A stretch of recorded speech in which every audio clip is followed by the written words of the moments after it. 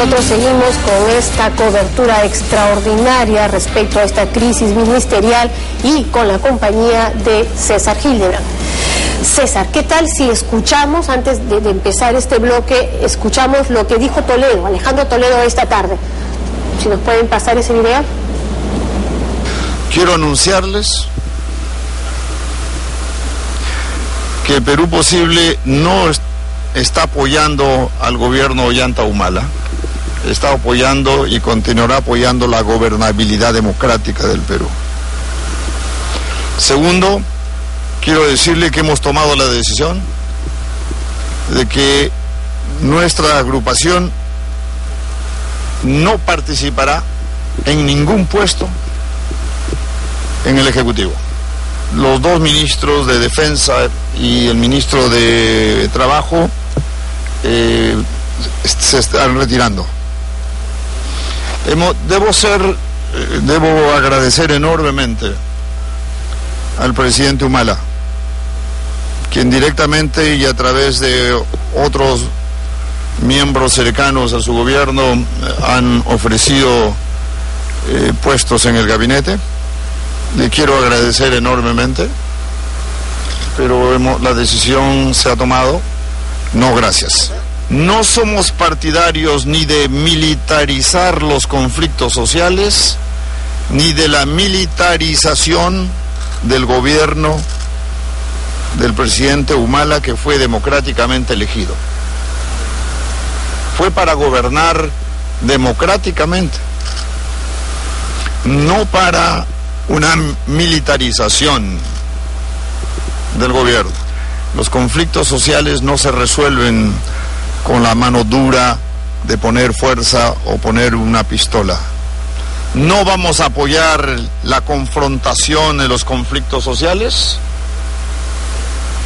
El Perú está más para el diálogo. Y finalmente, quiero que ustedes sepan que unánimemente hemos adoptado la decisión de entrar a una guerra frontal contra la corrupción.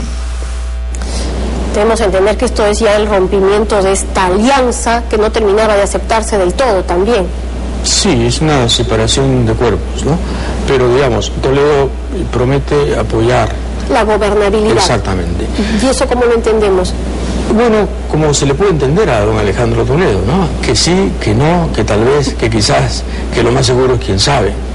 Ni tan cerca ni tan lejos. Pero en todo caso coincide con la carta de Lerner, ¿no? Hay un aspecto de las declaraciones de Toledo importante en relación a la apuesta por el diálogo. La carta de Lerner tiene un párrafo que es clave, que es: nuestra línea directiva ha sido el diálogo y la búsqueda de consenso, evitando la confrontación entre peruanos. Chúpate esa, ¿eh?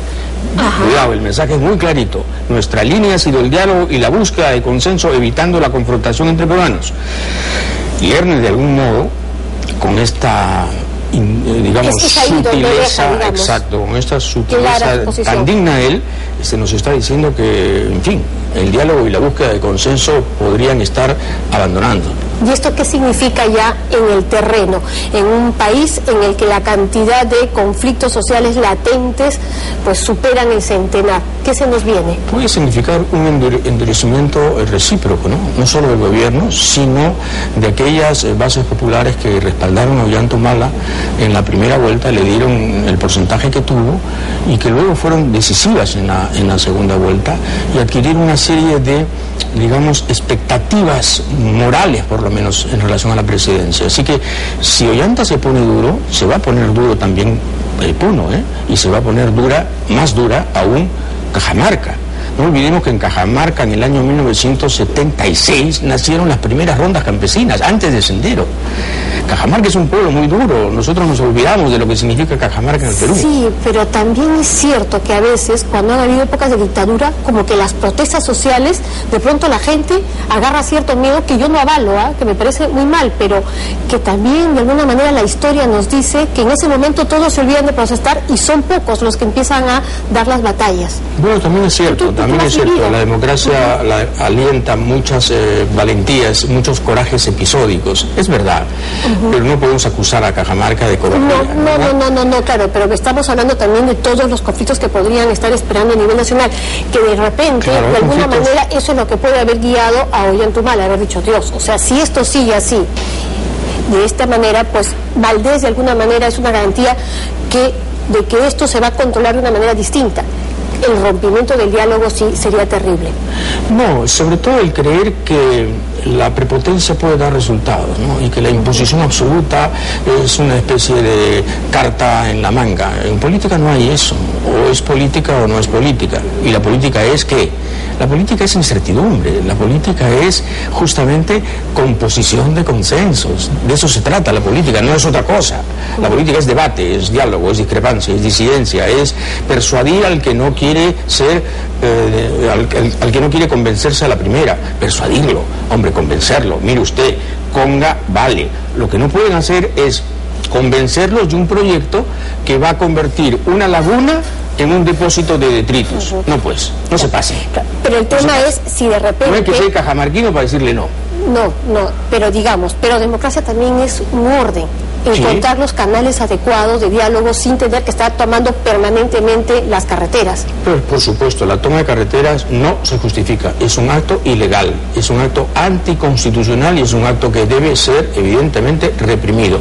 Pero orden, Rosana, también es respetar a su primer ministro cuando está a punto de llegar a un acuerdo y se le saca el taburete y se le deja colgado de la brocha y se decreta el estado de emergencia. ¿Eso es orden?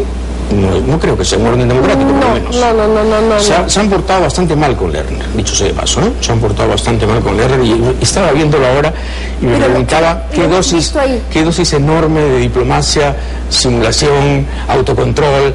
Quizás una pincelada de hipocresía tiene que haber ahí, ¿no? Para que Lerner esté en Palacios saludando a quien prácticamente lo ha sacado, como dice un columnista de hoy que es director de un periódico, con una patada en el trasero.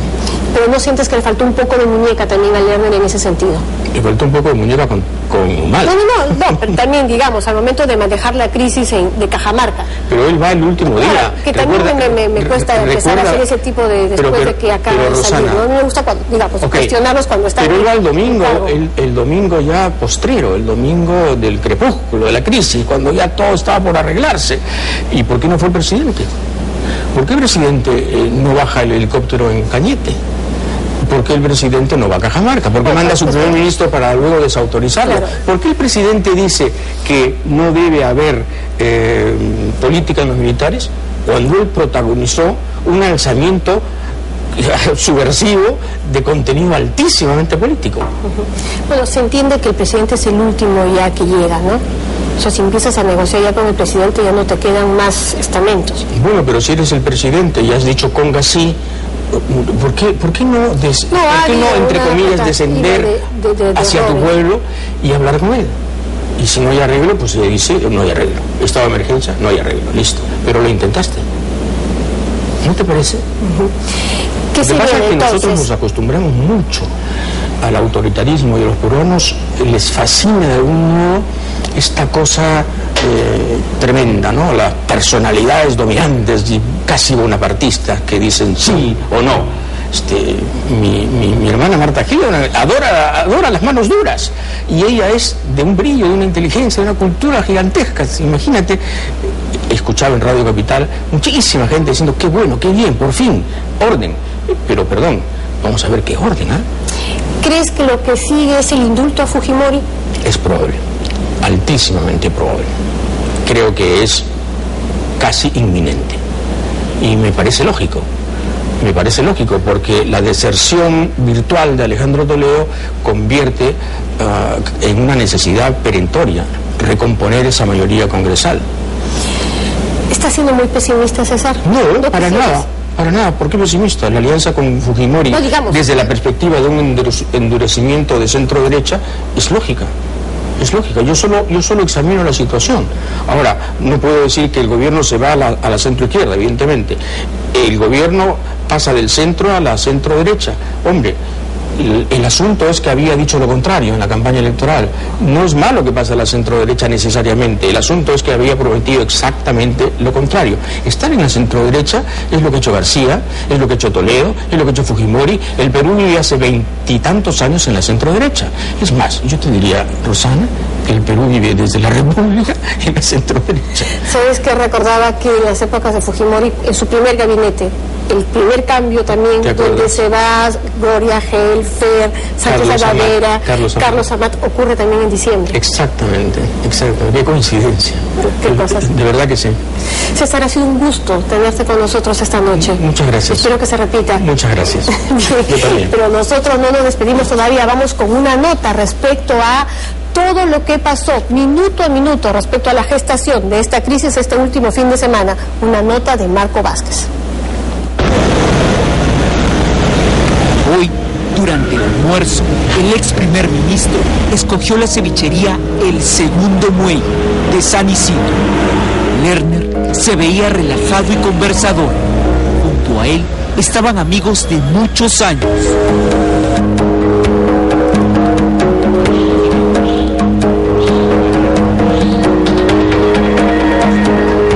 A las 2 de la tarde llegó Gonzalo García Núñez, ex candidato vicepresidencial del humanismo en el 2006, amigo cercano y actual presidente del Consejo Nacional de la Magistratura.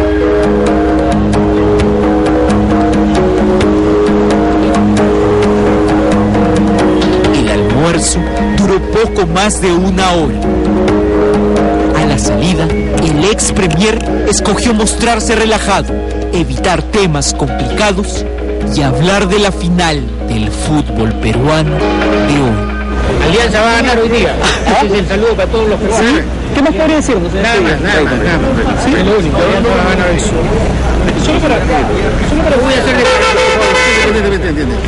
¿Podríamos tenerle una breve declaración para no voy a hacer ninguna declaración. Les agradezco muchísimo. Sí, después de la transferencia. Muy bien. Mucho ánimo para que Alianza gane. Lerner partió a Matute a ver el partido. Sin embargo, esta animada final dominical de fútbol nada tiene que ver con su tensa semana.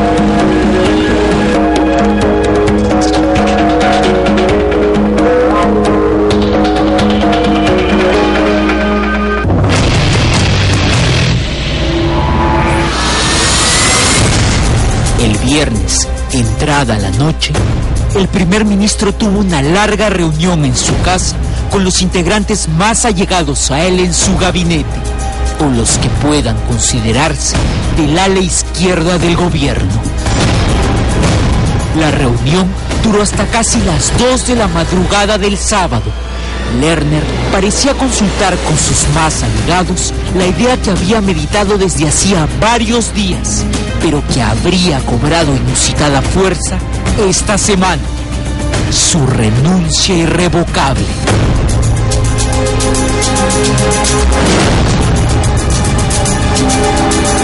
El paro y el estado de sitio en Cajamarca, un gabinete dispar donde ni él mismo podía a veces ordenar declaraciones.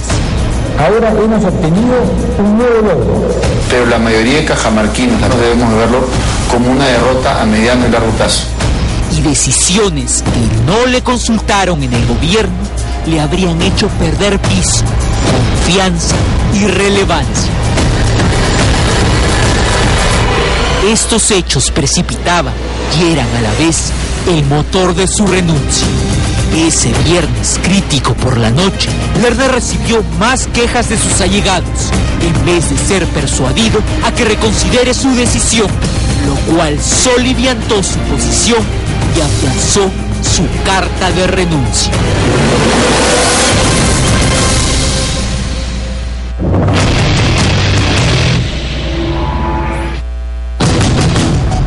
En la mañana del sábado, los ministros no allegados o los que no asistieron a la casa de Lerner, como por ejemplo el ministro Castillo de Economía, fueron enterándose poco a poco de la decisión de Lerner, mientras que el rumor de su renuncia se extendía ya en las redacciones. Alrededor de las 11, conocedores de lo que pasaría, llegaron los ministros, ya sin serlo, a la PCM. Nótese en sus rostros lo delicado del momento y en su informalidad lo alejado del cargo que estaban. Rudecindo Vega, de Vivienda, llegaba compungido y arrastrando la mirada. Patricia Salas, de Educación, fruncía el rostro preocupado, lo mismo que José Luis Silva, del Mincetur.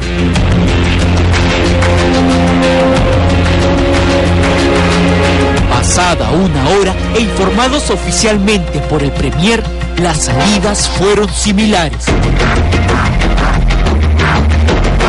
En Rudecindo Vega, encogido de hombros y cambiado ya como ministro, se notó la mayor disconformidad. Se dice que, entre la 1 y las 3 de la tarde, el Premier acudió al despacho del presidente de la República para presentarle oficialmente el informe del día y la comunicación de su renuncia irrevocable. Fuentes allegadas a Palacio aseguran que el presidente no dudó en ningún momento sobre el sucesor, por lo que, pasadas las 3 de la tarde, lo mandó a llamar. A las 4:05 de la tarde del sábado, entró por la puerta de la estación de Desamparados el nuevo Premier, Óscar Valdés Danguardo. Las mismas fuentes aseguran que Valdés no se sorprendió con el pedido y que, para el momento político en que se vive, su respuesta fue casi reflejo: acepto, señor presidente.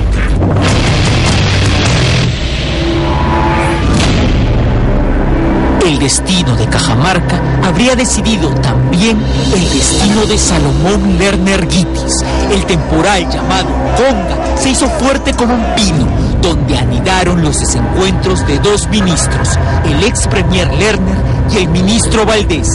Uno tomó el puesto del otro. La intensidad del temporal nunca terminó. Como dijimos en Panorama, Lerner sudó la gota gorda con cada día del paro. El domingo pasado, durante la reunión con los dirigentes de Cajamarca, fue el que más se esforzó en un acuerdo. Según fuentes que presenciaron la negociación, el ministro Valdés, en la misma comisión, nunca quiso que el dirigente Wilfredo Saavedra, condenado por emergentista y presidente del Frente de Defensa Ambiental de Cajamarca, estuviera en la mesa de diálogo. Valdés, que el 23 de noviembre llegó a Cajamarca para evitar el paro, nunca tuvo una buena relación con ese dirigente, ni con Gregorio Santos, el presidente regional. En los momentos más álgidos del domingo pasado, Valdés se habría enfrentado directamente con Saavedra y habría advertido sobre serias consecuencias de no firmar ese día un acta de acuerdo. Está confirmado que esta no era la actitud de Lerner. Sin embargo, las fuentes señalan que en el epílogo de esa reunión cajamarquina comenzaría a forjarse la renuncia de Lerner. Existen dos versiones al respecto: que el presidente llamó y ordenó que se cancelara el diálogo, debido a que los dirigentes pedían 24 horas para consultar con sus bases, cosa que fue aceptada por Xiomi Lerner. Y la segunda, que el presidente llamaba y que Xiomi no contestaba. Lerner sí habría pensado en que se podrían dar esas 24 horas de consulta, que sí se podía extender el diálogo, pero quien tomó la batuta de cancelar la mesa fue realmente el ministro Valdés.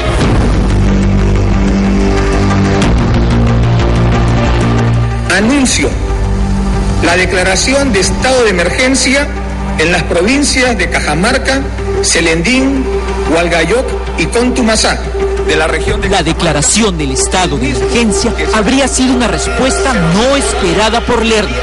Se habría trabajado más por el lado de Valdés y el asesor Adrián Villafuerte por las diferentes notas de inteligencia sobre otros focos de protesta, notas de inteligencia llevadas al presidente por ellos, por las protestas en Cañete y por el temor a que el efecto dominó inunde el mapa de protestas sociales.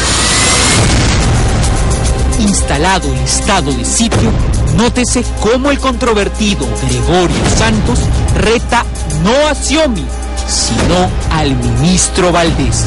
Ese estado de emergencia es una payasada de Óscar Valdés. Tiene nombre propio para hacer aparecer que es el hombre que tiene poder. El martes, el presidente arreció en ese endurecimiento y arremetió en su discurso por el Día de la Policía contra el dirigente Wilfredo Saavedra. Hoy día tenemos gente que ha purgado en la cárcel por delitos de traición a la patria y están enarbolando banderas que jamás se enarbolaron, gente que fueron declarados traidores a la patria y están sueltos. Horas más tarde detuvieron a Saavedra y lo llevaron a la DIRCOTE y se congelaron las cuentas del gobierno regional de Cajamarca, algo que asegura no agradó a Lerner, no porque no esté de acuerdo, sino por no haber sido consultado. Para ese día, Lerner se veía a sí mismo traspasado. El último viernes, el ex primer ministro habría prestado más atención a los elogios militares del presidente, confirmando que su peso civil habría perdido terreno en el gobierno.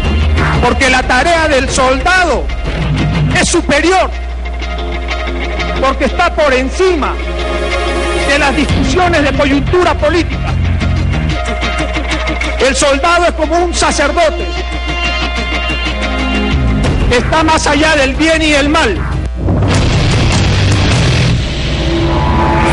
Fuentes palaciegas que han observado la relación del presidente con el nuevo primer ministro aseguran que para entenderla se tienen que escuchar las últimas declaraciones de Ollanta Humala. Y quiero también, para terminar, agradecer profundamente a todos los instructores, oficiales que me formaron en la escuela militar y que han venido formando generaciones de oficiales, que hoy día podemos reconocer su profesionalismo, reconocer su capacidad de trabajo. Valdés, de 53 años, fue instructor del presidente Humala en la Escuela Militar de Chorrillos. Lo respeta jerárquicamente, pues tuvo un rango más alto que él en el ejército, teniente coronel, respeto que se lleva hasta la muerte. Como Humala, Valdés abandonó por honor el ejército en 1991 y devino en un empresario en Tacna, donde volvió a reencontrarse con el presidente. Casado con una mujer perteneciente a una familia de empresarios, Valdés se convirtió en un conocido líder empresarial en Tacna, de éxito y reconocimiento, algo que, según las mismas fuentes, el presidente obviamente admira en un militar en retiro, formación castrense que nunca perderá y éxito en la vida civil, condimentos perfectos para él. Los conflictos sociales y la información que por esas circunstancias manejó Valdés durante estos días hicieron que se haga imprescindible, junto a Villafuerte, para el presidente. Se dice que las consultas presidenciales a Valdés iban más allá de su sector, algo que el ex premier supo.